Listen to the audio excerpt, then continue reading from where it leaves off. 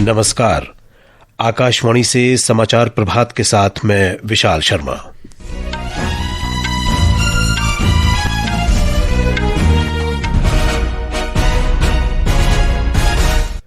मुख्य समाचार।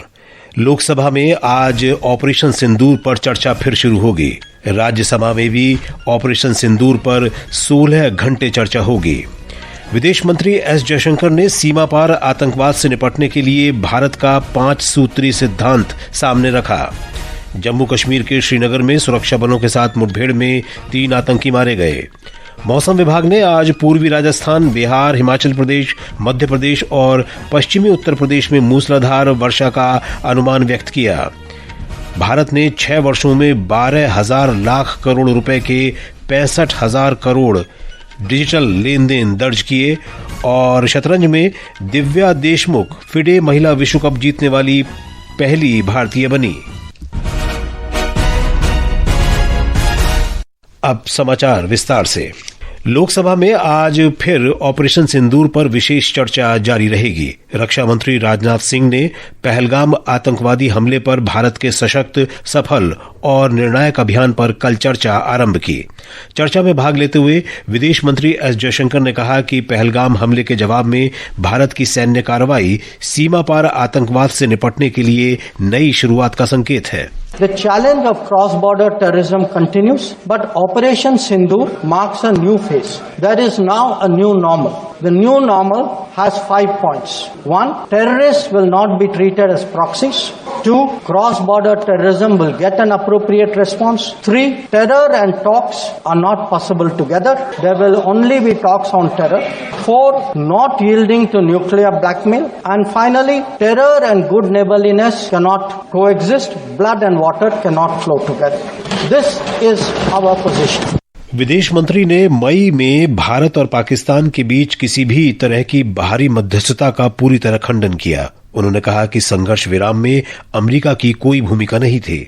I want to make 2 things very clear, sir. One, at no stage in any conversation with the United States was there any linkage with trade and what was going on. Secondly, there was no call between the Prime Minister and President Trump from the 22nd of April when President Trump called up to convey his sympathy and the 17th of June when he called up Prime Minister in Canada to explain why he could not meet. Doctor Jaishankar ने इस संबंध में 26 नवंबर 2011 के मुंबई हमलों का जिक्र किया। उन्होंने कहा कि पहलगाम हमले के जिम्मेदार द रेजिस्टेंस फ्रंट को अमेरिका ने वैश्विक आतंकी गुट घोषित किया है, जो भारतीय कूटनीति की सफलता है। What we tried to do was to create a narrative, prepare the diplomacy for the launch of Operation Sindoor. And the result of that diplomacy, there are 193 members of the United Nations. Only 3, apart from Pakistan, opposed Operation Sindoor. इससे पहले सदन में चर्चा शुरू करते हुए रक्षा मंत्री राजनाथ सिंह ने कहा कि पहलगाम में पर्यटकों पर कायराना हमले के जवाब में भारत ने बिना किसी उकसावे वाली नपीतुली और पाकिस्तान में आतंकी ढांचे को निशाना बनाने की कार्रवाई की। हमारी सेनाओं द्वारा की गई वेल कोऑर्डिनेटेड स्ट्राइक्स ने 9 टेररिस्ट इंफ्रास्ट्रक्चर टारगेट्स को प्रिसीजन के साथ, सटीकता के साथ हिट किया और इस सैन्य कार्रवाई में एक अनुमान के अनुसार 100 से अधिक आतंकवादी, उनके ट्रेनर, उनके प्रशिक्षक, उनके हैंडलर लश्कर-ए-तोयबा और हिजबुल मुजाहिदीन जैसे आतंकवादी संगठनों से संबंधित थे। रक्षा मंत्री ने विपक्ष की आलोचना करते हुए कहा कि विपक्ष के कुछ सदस्य पूछ रहे हैं कि भारत के कितने विमान मार गिराए गए, जो सच्ची राष्ट्रीय भावनाओं के विपरीत है। कभी कभी हमारे प्रतिपक्ष के लोग ये पूछते रहे हैं कि हमारे कितने विमान गिरे। मुझे लगता है उनका यह प्रश्न हमारी राष्ट्रीय जनभावनाओं का सही से प्रतिनिधित्व नहीं कर रहा है। उन्होंने एक बार भी हमसे यह नहीं पूछा कि हमारी सेनाओं ने दुश्मन के कितने विमान मार गिराए। यदि उन्हें प्रश्न पूछना ही है अध्यक्ष महोदय, तो उनका प्रश्न यह होना चाहिए, क्या भारत ने आतंकवादी ठिकानों को तबाह किया? तो उसका उत्तर है हाँ। चर्चा में भाग लेते हुए कांग्रेस नेता गौरव गोगोई ने जम्मू कश्मीर में सुरक्षा व्यवस्था पर सवाल उठाए। देश ये भी जानना चाहता है कि 100 दिन गुजर गए और 5 दहशतगर्दियों को ये सरकार पकड़ नहीं पाई। आज आपके पास ड्रोन है, आपके पास पेगासस है, आपके पास सैटेलाइट है, वहां पे सीआरपीएफ है, बीएसएफ है, सीआईएसएफ है और आप किसी को पकड़ नहीं पाए। ये कैसा बंदोबस्त? राज्यसभा में भी इस मुद्दे पर 16 घंटे चर्चा होगी। प्रधानमंत्री नरेंद्र मोदी ने कल लोकसभा में ऑपरेशन सिंदूर पर चर्चा के दौरान विदेश मंत्री डॉक्टर एस जयशंकर और रक्षा मंत्री राजनाथ सिंह के भाषणों की सराहना की है। प्रधानमंत्री ने सोशल मीडिया पोस्ट में इन भाषणों को उत्कृष्ट और गहरी सूझबूझ भरा बताया। देश में वित्तीय वर्ष 2020 से 2025 के बीच 65,000 करोड़ से अधिक डिजिटल लेन देन किए गए, जिनकी राशि 12,000 लाख करोड़ रुपए से अधिक है। वित्त राज्य मंत्री पंकज चौधरी ने कल लोकसभा में लिखित उत्तर में ये जानकारी दी।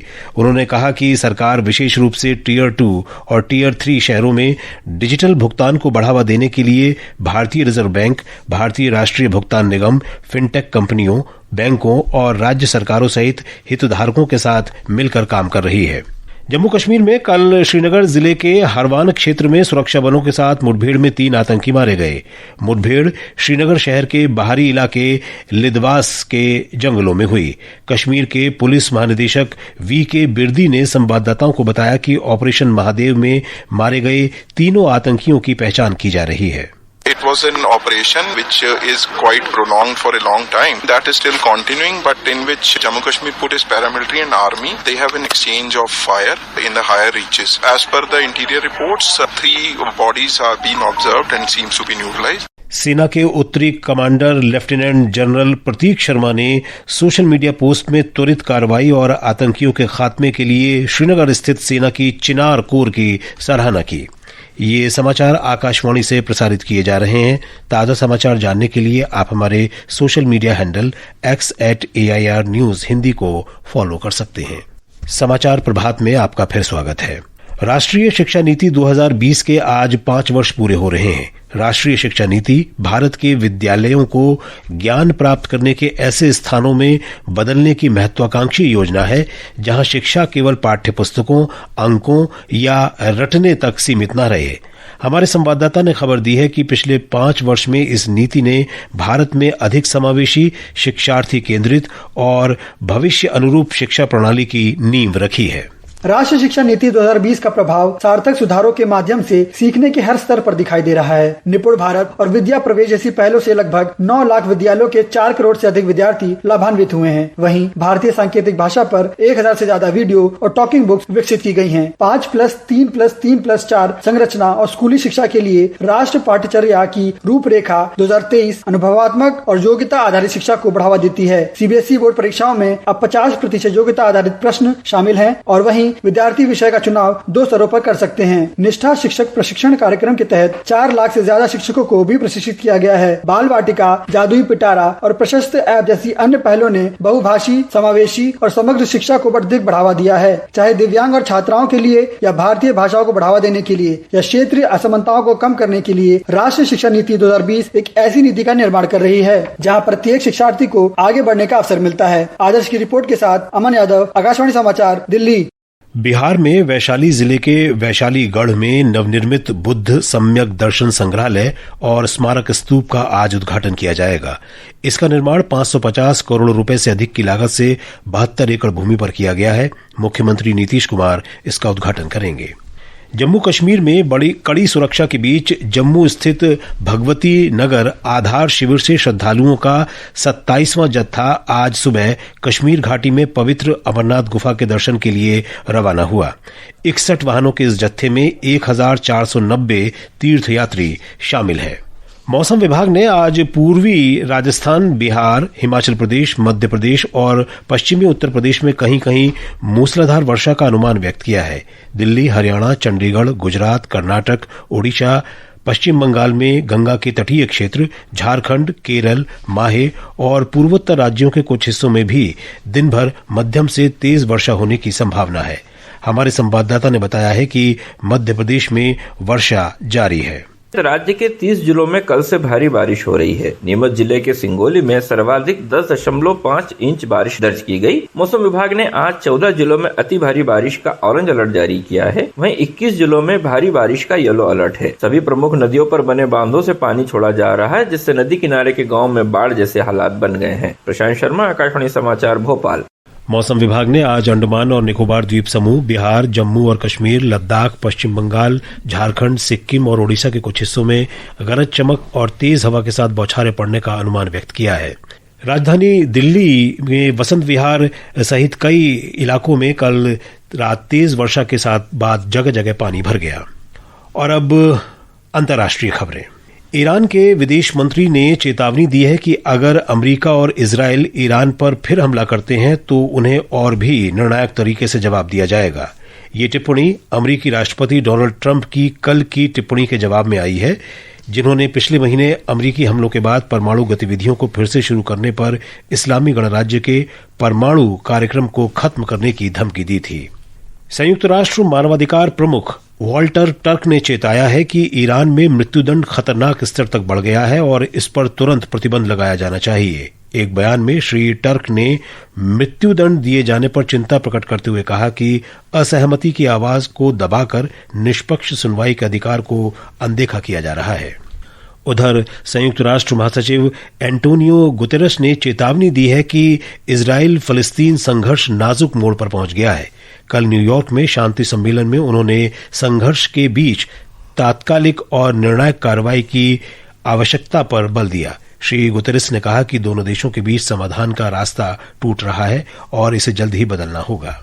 दिव्या देशमुख फिडे महिला शतरंज विश्व कप जीतने वाली पहली भारतीय महिला बन गई हैं। एक रिपोर्ट। जॉर्जिया में कल दिव्या ने भारत की ही कोनेरू हम्पी को टाई ब्रेक में हराया। मैच के दूसरे टाई ब्रेक में दिव्या 1.5 के मुकाबले 2.5 अंक से विजयी रहीं। फाइनल की दोनों बाजी ड्रॉ होने के बाद पहला टाई ब्रेक भी ड्रॉ रहा था, लेकिन दूसरे टाई ब्रेक के रैपिड मैच में काले मोहरों के साथ खेलते हुए दिव्या ने बाजी मारी। 19 वर्षीय दिव्या की इस जीत के बाद वे भावुक नजर आईं। I think it was fate, me getting the Grandmaster title this way, because before this I didn't even have one nom, and now before this tournament I was thinking, oh, where can I get my nom, and now I'm a Grandmaster. So इस जीत के साथ ही Divya grand master भी बन गई हैं। इसके साथ ही हम्पी और दिव्या ने अगले वर्ष के कैंडिडेट्स टूर्नामेंट के लिए भी क्वालिफाई कर लिया है। राष्ट्रपति द्रौपदी मुर्मू और प्रधानमंत्री नरेंद्र मोदी ने दिव्या देशमुख और कोनेरू हम्पी को बधाई दी है। समाचार कक्ष से मैं मुकेश कुमार बल। ये समाचार हमारी वेबसाइट www.newsonair.gov.in और हमारे news on AIR mobile app पर भी उपलब्ध हैं। और अब आज के समाचार पत्रों की सुर्खियों के साथ हैं मनोज। धन्यवाद विशाल। पहलगाम आतंकी हमले और ऑपरेशन सिंदूर पर लोकसभा में विशेष चर्चा आज के सभी अखबारों के पहले पन्ने पर है। रक्षा मंत्री राजनाथ सिंह का बयान वीर अर्जुन में है, किसी दबाव में नहीं रोका गया ऑपरेशन सिंदूर। राजस्थान पत्रिका ने रक्षा मंत्री के शब्दों को दिया है।